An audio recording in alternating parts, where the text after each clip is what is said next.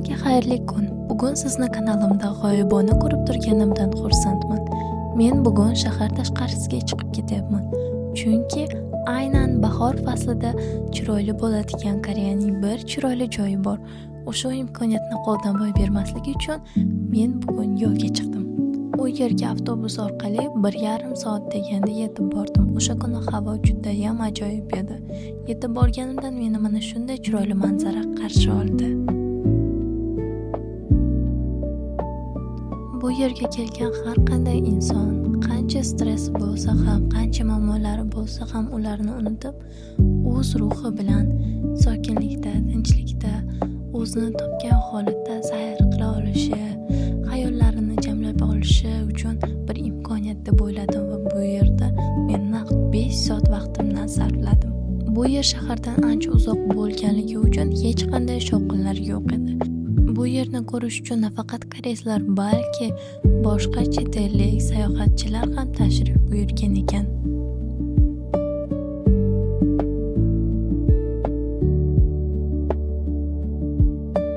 Aynan mana shu manzarani ko'rish uchun kelgan edim. Hech e'tibor berdingizmi? Bu joy sizga tanishdek ko'rinmadimi?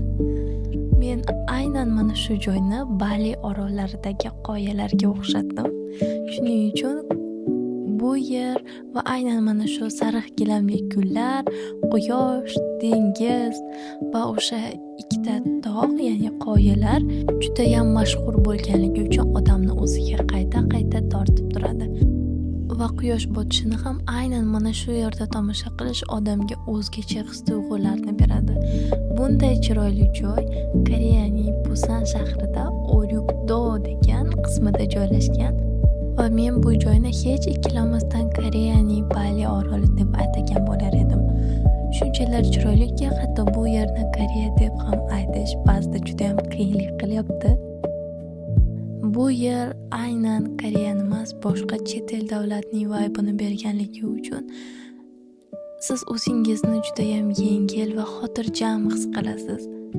Imkoningiz bo'lsa, aynan shu yerga borib ko'rishni tavsiya qilaman. Videoni shu yergacha ko'rganingiz uchun rahmat. Siz bilan keyingi qismlarda ko'rishamiz degan umiddaman.